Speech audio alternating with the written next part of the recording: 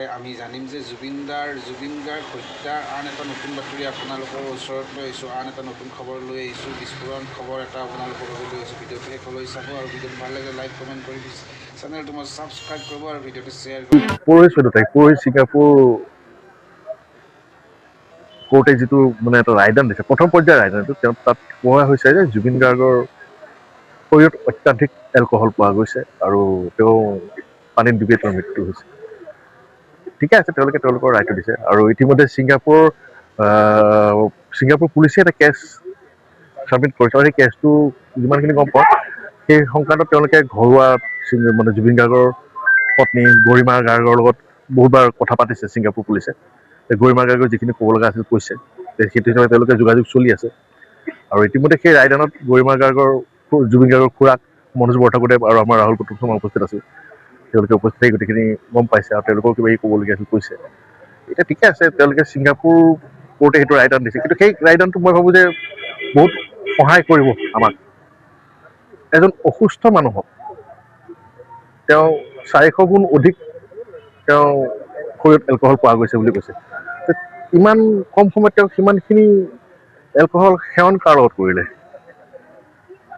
তেওঁ নিশ্চয় কোনোবাই যোগাৰ ধৰিব লাগিব, সেইখিনি কোনে ধৰিছিলে? আৰু সেই অসুস্থ মানুহজনক যিজন মানুহক সকলোৱে জানে যে পানী আৰু জুইৰ পৰা আঁতৰত থাকিব লাগে তেওঁৰ অসুস্থতাৰ কাৰণে, তেওঁক তেনেকুৱা অৱস্থাত তালৈ কিয় লৈ গৈছিলে? আমাৰ ইয়াৰ পৰা যোৱা কেইজনতো দুখীয়ে এতিয়া মই ভাবোঁ যে ছিংগাপুৰত থকা যিখিনি অসমীয়া আছিলে সেই ইয়টখনত যিখিনি তেওঁলোক সহযাত্ৰী আছে তেওঁলোক সমানে দুখী। তেওঁলোকে সমানে উৎসাহ যোগাইছিলে জুবিন গাৰ্গক তেনেকুৱা এটা কৰ্ম কৰিবলৈ। গতিকে মই অনুৰোধ জনাম আমাৰ অসম চৰকাৰক বা আমাৰ প্ৰশাসনৰ সকলোকে যে সেই ইয়টত থকা মই প্ৰথমে আজি এপিয়াৰ হৈ আমাৰ এপইণ্টমেণ্ট নটিফিকেশ্যনখন গভৰ্ণৰৰ কোৰ্টত প্ৰস্তুত কৰিলোঁ।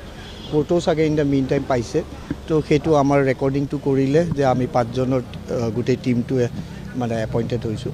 তাৰপিছত আমি পেটিশ্যন 2খন আছিল, আমি এগ্ৰী কৰিছোঁ যে তেওঁলোকৰ পেটিশ্যনখন এলাউ কৰিব লাগে ৰিগাৰ্ডিং ভিডিঅ' কনফাৰেঞ্চিং, যিহেতু তেওঁলোকৰ সেইটো ফাণ্ডামেণ্টেল ৰাইট হয়, সুপ্ৰিম কোৰ্টৰ গাইডলাইনছো আছে। তো সেইকাৰণে আমি সেইটোত বিনা কথাত অবজেকশ্যন দিয়া নাই।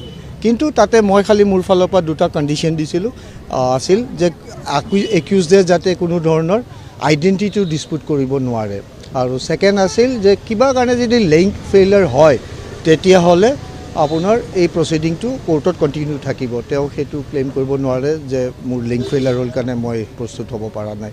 তো সেই কণ্ডিশ্যনটো তেওঁলোকক এগ্ৰী কৰাৰ কাৰণে সেই এটা কনচেণ্ট অৰ্ডাৰ দিলে আৰু সেই পেটিশ্যন 2খন ডিছপ'জ অফ কৰিলে। বাকী যি চব তেওঁলোকৰ পেটিশ্যন আছিল সেইকেইখন আটাইকেইখন আজি পেণ্ডিং আছে ফৰ ফাইলিং অফ অবজেকশ্যন। তাতে গুৰুত্বপূৰ্ণ পেটিশ্যন এখন আছে যিখন হ'ল যে তেওঁলোকে কৈছে যে আমি কপি পোৱা নাই। আমাৰ ইনষ্ট্ৰাকশ্যন মতে মই অলপ পুলিচ বিভাগৰ লগত কানেক্ট হৈছিলোঁ, তেওঁলোকে কৈছে তেওঁলোকে গোটেইখিনি দিছে। তো এতিয়া তেওঁলোকৰ লগত বহি ইনষ্ট্ৰাকশ্যনখিনি লৈ আমি নেক্সট ডেটত অবজেকশ্যনখন ফাইল কৰিম, আৰু যদি সঁচাকৈ কিবা পোৱা নাই ডেফিনেটলি দিম। তেতিয়া আজি অনাৰেবল কোৰ্টে চাৰ্জৰ হিয়াৰিঙৰ ডেটো ফিক্স কৰিবৰ কাৰণে সাজু আছিল, কিন্তু মই ক'লোঁ যে অনাৰেবল ছাৰ যেতিয়ালৈ আপোনাৰ কপি প্ৰচেছটো ক্লিয়াৰ নহয় তেতিয়ালৈ চাৰ্জত যোৱাটো ঠিক নহ'ব। এইকাৰণে কালি তেওঁলোকে ক'ব প্ৰিজুডিচ ক্লেইম কৰিছোঁ, যে যিহেতু আমাক কপি নিদিয়াকৈ চাৰ্জ হিয়াৰিং কৰি কেনে চাৰ্জৰ অৰ্ডাৰটো দিলে, what ever order will be passed. আৰু তো সেইটো কাৰণে কোৰ্টে এই নেক্সট ডেটটো অবজেকশ্যন হিয়াৰিঙৰ কাৰণে ৰাখিছে। আৰু আজি এখন গুৰুত্বপূৰ্ণ পেটিশ্যনো পুলিচ বিভাগে ফাইল কৰিছে, সেইটো হ'ল সিদ্ধাৰ্থৰ এটা কিবা ফ্লেট এটা আছে ফটাকিলৰ ফালে, সেইটো এটেচ কৰাৰ পেটিশ্যন দিছে। আৰু তাতেও আমাক ডাইৰেকশ্যন দিছে যে পেটিশ্যনৰ কপিটো তেওঁলোকক ছাৰ্ভ কৰিব লাগে। সেইটো আজি 3 দিন সময় দিছে, আমি পাৰিলে মানডেৰ ভিতৰত ফাইল কৰি দিম। আৰু বেল পেটিশ্যন আজি নতুনকৈ, আগৰটো 3খন পেণ্ডিং আছেই, তো আৰু আজি নতুনকৈ ফাইল কৰিলে আপোনাৰ নন্দেশ্বৰ বৰা আৰু শ্যাম কানু মহন্তই। তো সেই গতিকে একেলগে সেই 5খন বেল পেটিশ্যন অহা তাৰিখত 5খনে 22 তাৰিখে শুনানি হ'ব। ইন দ্য মিন টাইম আমি ফাইল কৰিম আমাৰ অবজেকশ্যনখিনি।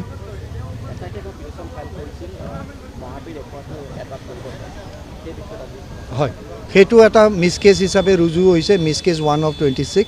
তাতে সেই মহাবীৰ একুৱাটোত আজি তেওঁলোকৰ যিটো পাৰ্টনাৰ আছিল চিত্তেশ্বৰ জাশ্বৰীয়া নে কিবা, তেওঁ আজি তেওঁৰ উকিলৰ থ্ৰুৰে এপিয়াৰ হৈছে। তেওঁলোকে কৈছে নটিচ ছাৰ্ভ হৈছে, আমি আহিছোঁ, কিন্তু আমি কপিখিনি পোৱা নাই উইথ এনেক্সাৰ, তো সেইকাৰণে আমি ক'লোঁ ঠিক আছে যদি পোৱা নাই আমি দিবলৈ সাজু আছোঁ আৰু আজি 3 দিনৰ ভিতৰত সেইখিনিও তেওঁলোককো চাৰ্ভ কৰিম তাৰপিছত সেই 30 তাৰিখে সেই একে ডেট দিছে তেতিয়া সেইদিনাখনো আমি অবজেকশ্যন তেওঁলোকে ফাইল কৰিব আৰু আমি শুনানিটো কৰিম এইখিনিয়ে ক'ম যে লিগেল প্ৰচেছত এটা লিগেল ফাইট হয় আৰু লিগেল ফাইটটো এনেকুৱা হয় যে জাজে দুই পক্ষকে শুনে তাৰপিছত জাষ্টিচ কৰে এইটো নহয় যে মানে এক পাৰ্টিক শুনি কেনে সেই জাজমেণ্ট দিব তো যিহেতু যাৰ যি ৰাইট আছে যি মৌলিক অধিকাৰ আছে সেই গোটেইখিনি চাই কেনেহে কোৰ্টে ফেচলাটো কৰিব ৰায়দানটো দিব তো আমি যিমান পাৰোঁ সেইখিনি আমি লিগেল প্ৰচেছত আগবঢ়াই যাম কিন্তু তাতে গুৰুত্বপূৰ্ণ কথা এটাই খালি মই কৈ থৈ দিম যে আমাক যিখিনি মেটেৰিয়েলছ ইনভেষ্টিগেশ্যনত ছাপ্লাই কৰিছে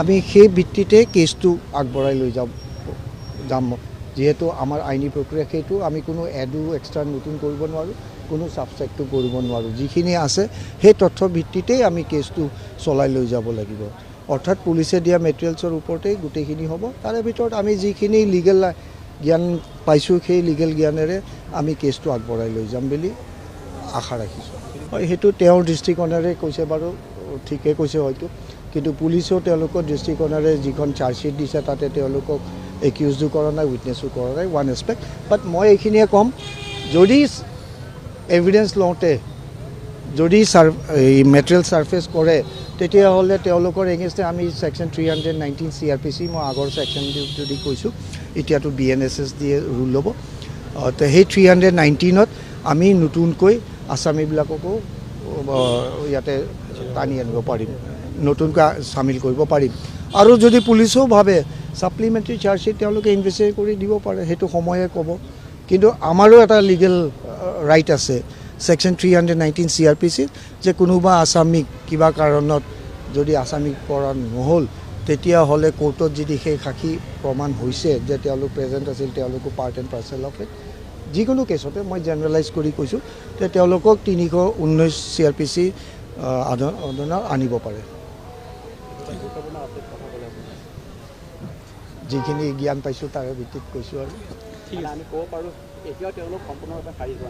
এজ অফ নাও চাওক যেনেকুৱা ট্ৰায়েল প্ৰচিড হ'ব যেনেকুৱা মেটেৰিয়েলছখিনি ছাৰ্ফেচ হ'ব যিখিনি আইনত ব্যৱস্থা আছে সেইখিনি যিখিনি নলেজ আমি পাইছোঁ সেইমতে আমি এইখিনি আমাৰ অধিকাৰখিনি আমি প্ৰস্তুত কৰিম কোৰ্টত ডেফিনেটলি এবছলুটলি যদি আমাৰ শুনানিটো লৈ কেনে ছেটিছফাইড হয় দেন কোৰ্ট কেন চামন ইট আৰু কৰিছোঁ বহুত কেছত মানুহৰ পুলিচে এৰি দিয়া মানুহকো 319ত আনি পানিছমেণ্ট দিছে নজিৰ আছে তেনেকুৱা কেনেকুৱা হৈ যায় হ'ব ঠিক আছে ৱেলকাম মানে এক মিনিট